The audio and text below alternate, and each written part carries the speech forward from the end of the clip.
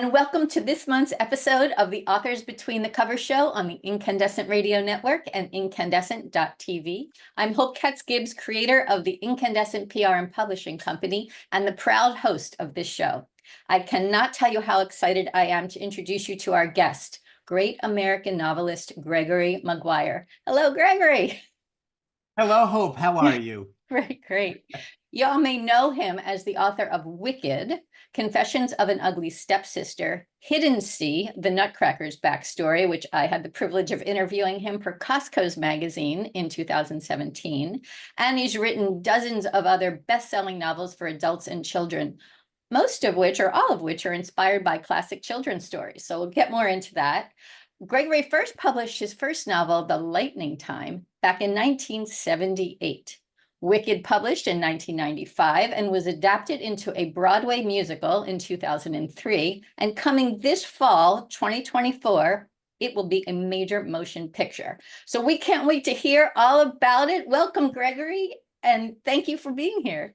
Well, thank you. It's great to see you, Hope, and it certainly has been a wild ride on a broom I didn't realize I was hailing when I set out almost 50 years ago. Wow, that is just so incredible. And your life is so incredible. And we'll get into some of the personal stuff after we start talking about the book. So this article is actually for the October issue of the Costco Connection. And several of your books will be available at Costco this fall, mostly from the Wicked series. So everyone who needs a great holiday gift, run out to Costco and buy these books. So, all right, take us back to the beginning. Let's talk about Wicked. What drew you to The Wizard of Oz as a source of inspiration? I had played in the backyard little theatrical games based on The Wizard of Oz from the time I was in second or third grade. And I remember this quite precisely because we were not a very prosperous family and the kids had to play in the backyard so they didn't get run over on the busy street. And I was the boss kid. Did you ever realize, Hope, that in a large family, there's always one kid who makes all the plans and decides what everybody else is going to do? That's the boss kid. And I was the boss kid in our family. I had 6 brothers and sisters. Many families in the neighborhood were just as big or bigger. And so I would gather my little squadron together and decide what we were doing that day. Whenever The Wizard of Oz had been aired the night before, it was fresh in the mind of every child. So I had a purpose-built cast ready to go. And I would assign parts and we would sort of improvise our way through the story that we had just had refreshed in our minds the night before. In a way, I think at the age of 7 or 8, I was beginning to play with found materials, which is this story that it seemed like everybody knew, just like everybody knew Santa Claus and everybody knew the Tooth Fairy. And most people I knew the Gospels too. It just was one of those stories that seemed like you came born knowing it. That's how it felt. And so everybody played along with me, but I would then shake it up a little bit. And I would say, okay, people, we're going to do this again. We're going to run through again. We're going to mix it up a little bit. We're going to do some, cross-gender casting, and we can try out different parts. And also this time, why don't you over there in the corner, you didn't do much the first time through, why don't you be Captain Hook? And so some of the kids would say, but Gregory, Captain Hook isn't in this story. And I'd say, excuse me, it's my story. If I say Captain Hook is in this version, he is. And he's going to come in and he's going to get married to the Wicked Witch of the West. And they're going to have twins. And they'll be called Little Hookums and Little Snookums. And so once you introduce a foreign agent into the yeast, it can't rise in the same way. It has to do something different. And I think I sort of understood that that's how stories were made. You take what you know and you put something foreign and alien into it, and then see what happens, see what you get. So I think I became a writer on the basis of loving to play with the found material of story. That is so amazing and fascinating how a writer's mind develops, right? So you've always felt like you were a storyteller and words were your medium. So tell us about this history of Wicked. So you wanted to do this, you wanted to write this book? Take it from there. Well, that came, of course, about 20 years later, or even more, 25 maybe. I forget. I'm not very good at math. But I was living in London in the early 1990s, so a little over 30 years ago, and there was a terrible murder in London of a small boy who had wandered away from his mother's apron strings, and by the end of the day was found killed on a railroad bed. There was a manhunt in that part of Liverpool, I think it was, or Manchester. And then there was a boy hunt because security cameras had spotted schoolboys walking along a public pedestrian mall with this little lost kid in between them. And once the boys were identified, there began to be a loud conversation all throughout England about who these boys were and how they could wake up in the morning, get dressed for school, and become murderers by the end of the day. This was a question that it's hard to answer even now after 30 years, but it's a question I think it's important to ask because we have to know ourselves whether we could suddenly crack and do something that we would consider criminal or immoral or sinful even. So everybody started talking about where these boys came from and how they could be like this. And I began thinking about it too. And I really started asking myself the question, what are the roots of evil? Where does it come from? Were these boys always terrible? Or did they get kind of corrupted by life? They were not in a good situation, but you don't have to be poor to be, to do bad things, as we all know. Money doesn't have that much to do with it. But so in asking that question, I thought I can't ask it about these boys. I'm not a journalist. I'm not going to go interview them. I have to ask it imaginatively, which is what I've always done. And I decided to write a story about somebody who was recognized as being evil. And I thought, well, what can I do? What can I do? What can I do? The Wicked Witch of the West. Children's books are what I know best. And the minute I thought of her, I thought, oh, I've had a vision. Through my whole Catholic boyhood, I thought the Virgin Mary would come out of the clouds one day. But instead, it's not the Virgin Mary. Look, the clouds are parting. It's Margaret Hamilton. And she's coming down on a cloud. And she's saying, I'll get you and your little dog. And I thought, Jesus, Mary, and Joseph, I've had a vision. I've had a vision. Everybody knows who the Wicked Witch of the West is. Nobody knows how she got that way. Nobody cares what happens to her. And everybody's glad when she dies. That's ripe material. So I really took The Wizard of Oz because it was hanging around on the, in the pantry. I didn't set out just because I love the story. I set out to write about evil. And in so doing, Hope, I sort of discovered I don't really know very much about it. And I have to let this character be herself in order to instruct me both what she's like and what it is that we who find ourselves adjacent to dubious people, what it is that we do with that information, and do we make it worse by stereotyping, by scapegoating? Are we partly responsible? So those were the questions I had in my head. Amazing. So how did you decide to answer this? Like, tell us more about the writer process and how it evolved.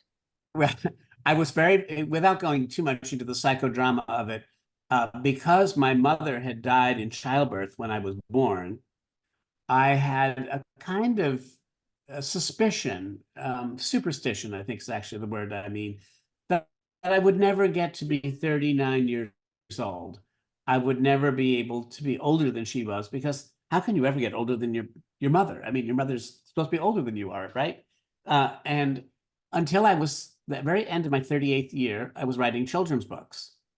But on the day I turned 39, I said to myself, if you are 1 year older than your mother ever got to be, because she died at 38, then that's proof you're a grown-up.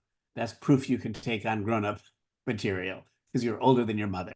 So I began to write Wicked that day, the first day of my 39th year. I was in the Lake District in England, and I started walking around. I was actually on near Beatrix Potter's farm in the Lake District. And I started remembering what I could think of about The Wizard of Oz, both the book and the movie. And I sort of remembered this scene. I don't even know if it's actually in the movie, but I sort of remember at one point Margaret Hamilton whirling around and pointing to Billy Burke and saying, "I might have known you'd be behind this, Glinda." Now, I don't actually know if that line is actually in the movie, but that's what I heard in my head.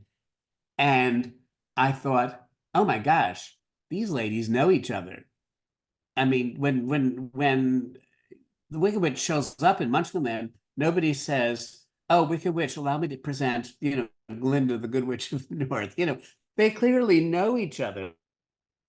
They recognize each other. They have a history. I wonder if they went to school together. And at that, I fell off my ankles laughing on the grass of the Lake District in northern England because I thought that is too wonderful. Of course they went to school together and they had to be roommates. And that's where all this begins. So in a way, that's where the story began too. How fascinating. I love how writers can just make themselves laugh. That's so good.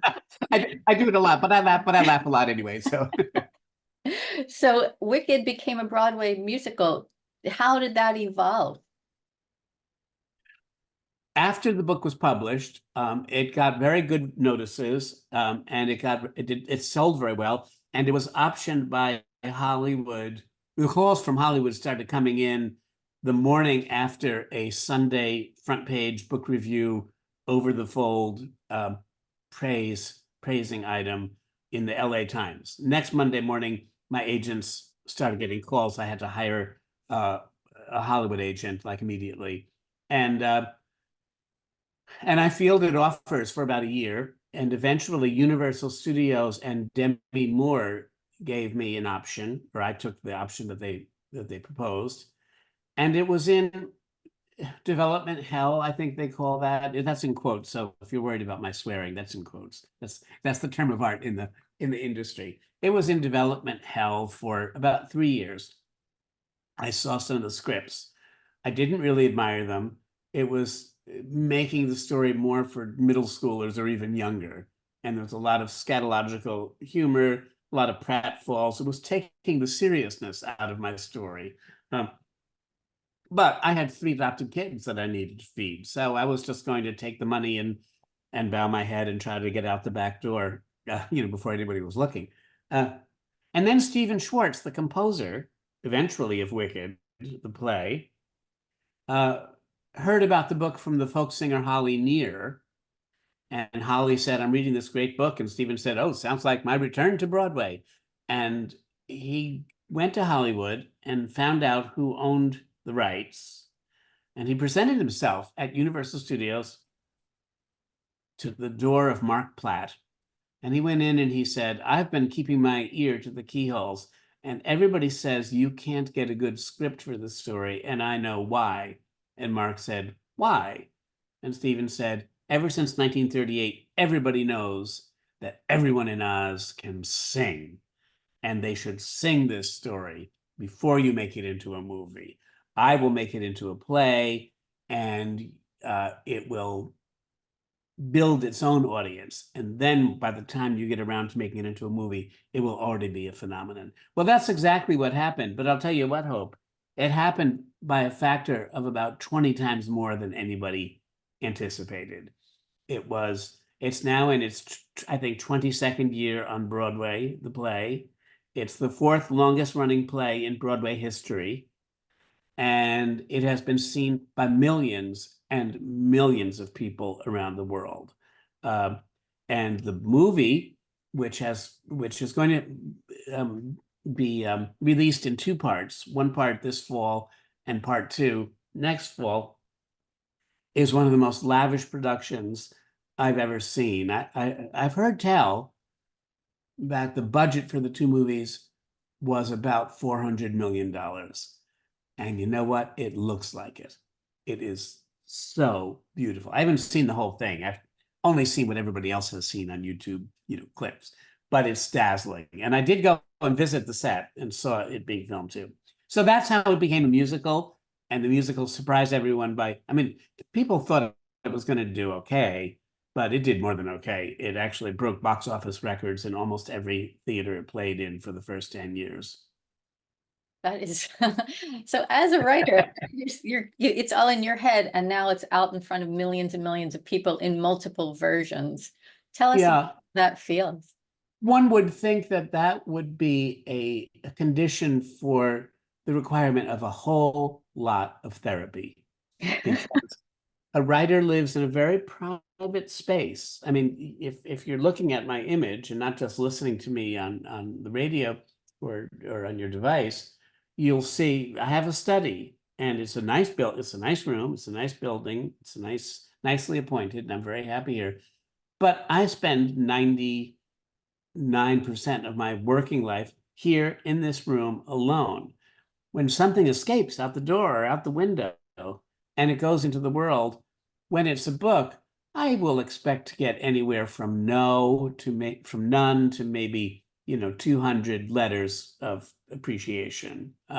Very often it's none, like, oh well, that one didn't go anywhere, or if people liked it, they didn't feel like writing to me about it. But when something enters into the entertainment industry, it's a whole different kettle of fish. And if you are, as I am, fairly shy person, and a person who's happy to live in my own mind rather than on the red carpets of Hollywood, then that much attention could be crushing. It is very lucky, therefore, Hope, that just about the time that Wicked was starting to really hit the stratosphere, my 3 adopted children were, going into grade school. And the needs of children in my universe are always more important than anything else. So I didn't adopt children so they could help me with my own mental health. But in fact, their needs took over. And anything else that happened, oh, I was invited to go to Australia for the opening of Wicked. I was invited to go some other place.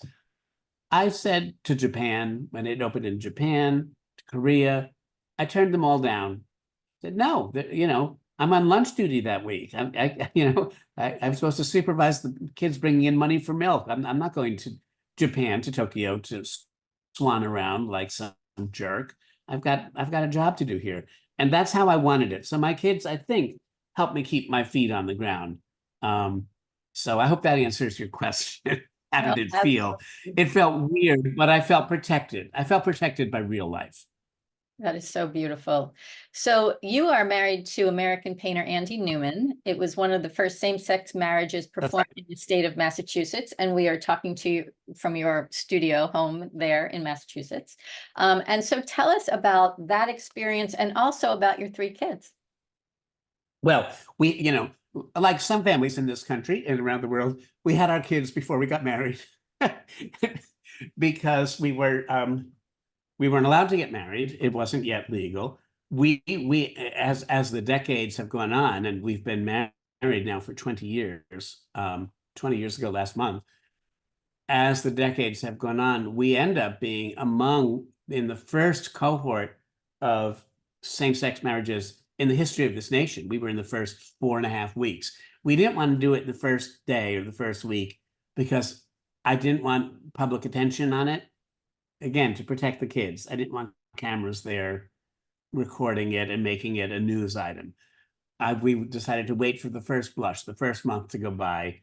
And then when everybody had read enough stories about it and wanted to move on to something else, then we thought, now we can sneak in under the radar and have a ceremony that's suitable for our family and for us. The kids were about 6 and 4 and 3, and they gave us away at the ceremony in our backyard, where there were about 120 people in attendance, and then they took us back as soon as the service was over. And the kids are from overseas. Both boys are from Cambodia, and their sister, our daughter, is from Guatemala. So they were raised in a peculiar household. But you know what, Hope? I always say, I think that our household was, yeah, I suppose it was peculiar that they had 2 dads instead of a dad and a mom, or one mom or one dad, or 2 moms. I mean, I concur. I admit that that was unusual. But I think what was even more unusual in their childhoods was that they had two parents who were artists. So neither of us had a 9 to 5 job. Neither of us were getting in the car and rushing off to be someplace else. That meant both of us walked them down the driveway to the school bus every morning. And every afternoon, when the school bus came to deliver them, both of us were waiting there to take them in, to supervise their unpacking their knapsacks and cleaning their lunch boxes and starting on their homework. So it wasn't just one of us. It didn't fall on only one set of shoulders. And I think adopted children can be insecure, but I think we were able to give them a brace of dads, if you will, to help them feel secure because of the way that we worked, because we were both self-employed. And so what are they all doing now? Well, they're in various occupations. They're all through, those who went to college are through college and employed. One is in LA, one is in Augusta, Georgia in the Army, just finishing up a course in cybersecurity. And the third one is living at home and working in a bakery. So congenial, and we get together often, and we are still very intact as a family. I know some families that break up. I mean, you don't have to be an adopted child to want to get away from your family. It happens to a lot of us. But we're very happy so far, as the kids are, solidly in the middle of their 20s, that they actually feel more committed to us and more attached to each other than they even did in their teens. So I'm feeling, of course, there are bumps ahead. Nobody's flight path is particularly smooth in this life, but they have each other and they have us still. And so that makes me very happy. That is so beautiful. You're amazing. So, all right, now back to the books and what people can go buy at Costco. So Sure. this Wicked series, there's a whole bunch of stories. Tell us about the spectrum of what you've created. Well, yes. Now, you would think that in a book called Wicked: The Life and Times of the Wicked Witch of the West, a book in which, as you might know, the witch gets splashed by a bucket of water on the second to last page, and if she survives, nobody knows about it. Nothing else is said about what happened to her when she disappeared. Well, how can you write a sequel to a book in which the main character is gone? And I struggled with that for a little bit. I didn't really want to write a sequel. About 9 years after the book had come out and the play had opened and was, doing good box office, we had the first Gulf War. No, it was actually the lead up to the second Gulf War, I guess. And there were those photographs that came out of Abu Ghraib. I don't know if you remember, where political prisoners and terrorists, if they were terrorists, were being tortured. And there was one particular photograph of a man with a hood on his head and electrodes hooked up to his fingers. It was one of the photographs of our times, I'm afraid. Like that small child burning of napalm in the Vietnam War, just one of these photographs that you can't forget when you see. And so that photograph tore my heart out of my chest. That's just not a way to treat a human being, even a bad human being, even if that person was a terrorist and had killed someone. There are laws against that kind of treatment of political prisoners, and I couldn't bear it. So in order not to go insane, because I still had a job of raising my family and keeping my own mental health intact, I decided to go back to Oz, because in Oz, I can safely find myself in somewhat treacherous territory and try to pull myself through it and try to pull characters through it. And I remembered that in Wicked, not so much on the play, probably not in the movie, the script of which I haven't seen, the witch and Fiyero have an illegitimate child. And by the end of Wicked, the novel, he's 14 years old and he's hanging out in the castle with his mother. And then she disappears thanks to the bucket of water. What happens to him? Suddenly, he's about the age of my kids. And I started caring more about his situation. And so I wrote the book called Son of a Witch, which was about what happened to him when his mother disappeared. Where did he go? How did he make it through? And he wasn't really sure that she was his mother because she wouldn't admit to it. She wouldn't admit ever to having had a child. She wasn't sure. I suppose this can happen if you're a witch. It doesn't happen to most women, but she wasn't really sure if she'd ever given birth. And so the book, Son of a Witch, is about his journey from 14 to about 24, in which he grows up and actually finds proof of his provenance, proof of his bloodlines, if you will, by the end of that book.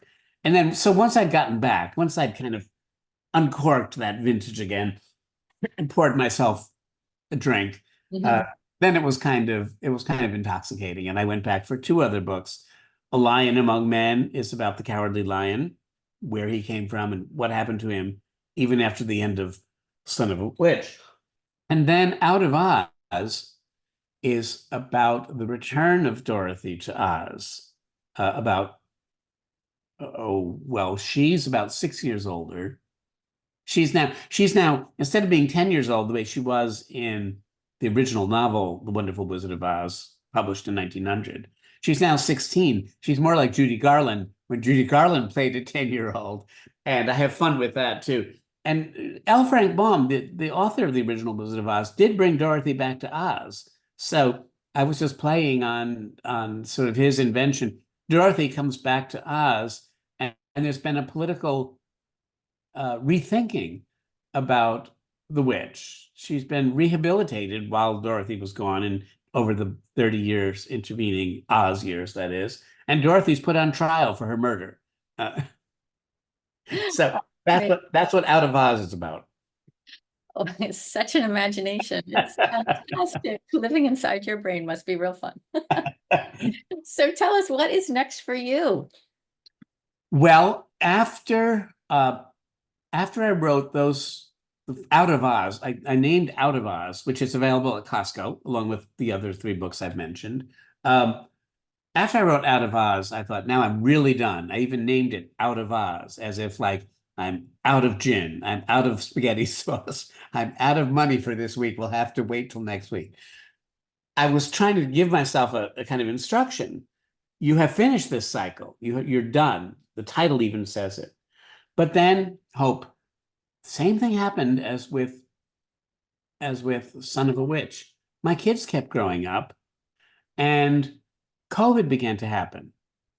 And our youngest daughter, who had just gone away to college, had about 6 months at college before college dorms closed and she had to come home.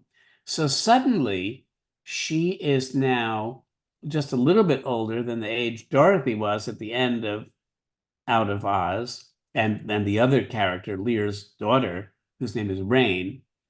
And I had ended Out of Oz with Rain having found a twig from her grandmother's broom and taught herself to fly on it, and flown actually beyond the country limits of Oz, out over an ocean that few even knew about.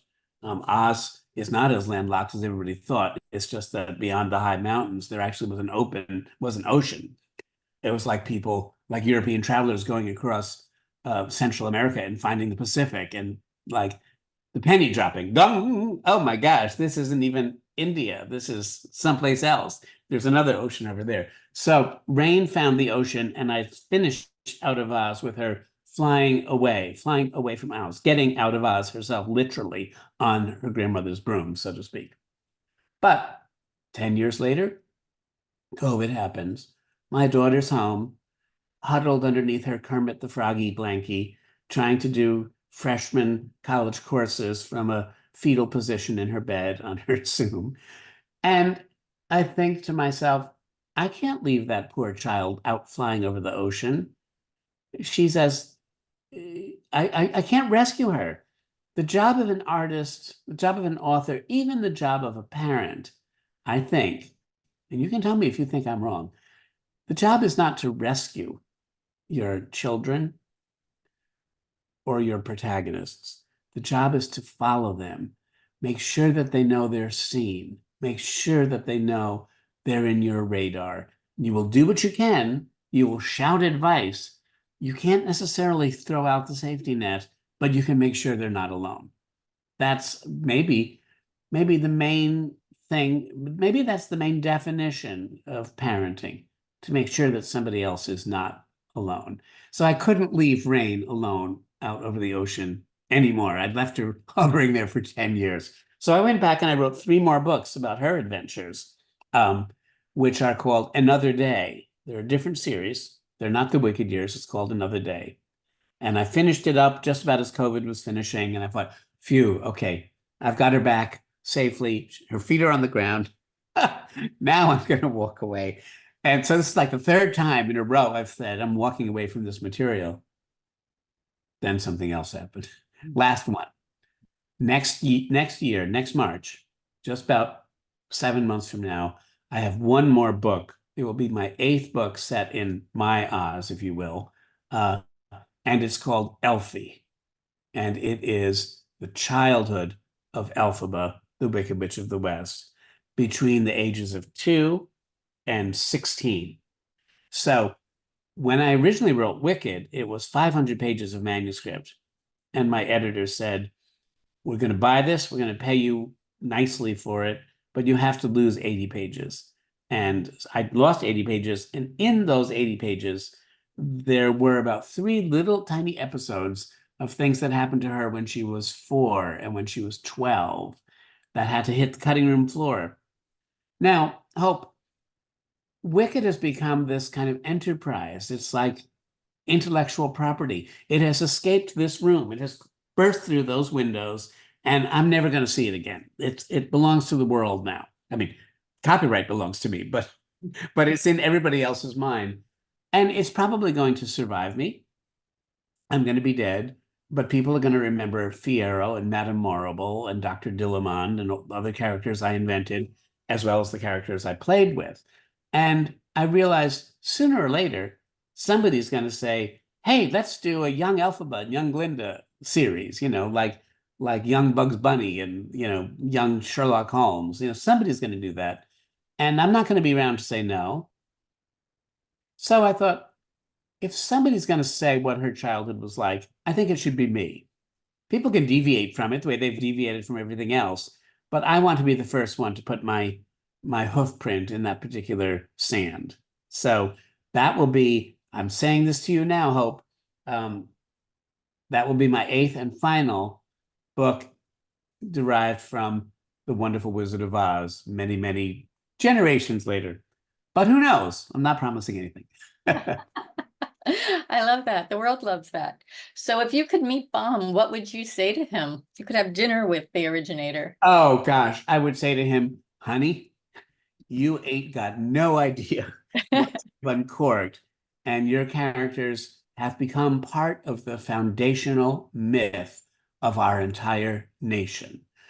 I think stories about George Washington and the cherry tree, Abraham Lincoln walking 5 miles to deliver a nickel to somebody who had been underpaid and making change. I think Washington crossing the Delaware and the soldiers on Iwo Jima and Thoreau living on Walden and writing about the natural world. There are some things that are national myths that belong to all of us and make us recognize what it is to be American. And I would tell Baum, Dorothy is part of our national psyche now. She is one of us and she defines us. And her adventures, she goes to this magic land, but she actually performs what is required of her mostly without the agency of magic. She performs well because she arrives with courage and with fortitude and with Midwestern common sense and with an open heart. And so too do we hope as Americans to retain all those attributes, make our nation better in the years to come than it has been. Wow. Amazing. We could talk to you forever. Get you to run for president. Well, thank you, best-selling author Gregory Maguire, author of Wicked and so many, and 8 stories that focus around that magical cyclone. Yeah, that magical cyclone keeps spinning. I keep trying to get off at the next stop, but then it sweeps me back up again. Well, we can't thank you enough, sir. So this article will appear in the October issue of the Costco Connection, and it will be on the Incandescent Radio Network and incandescent.tv coming this fall when the film comes out in November. So thank you again for your time, sir. Appreciate you. Don't go yet, but we're going to say goodbye to our audience. Thank you all. Take care and go get that book at Costco. Bye-bye.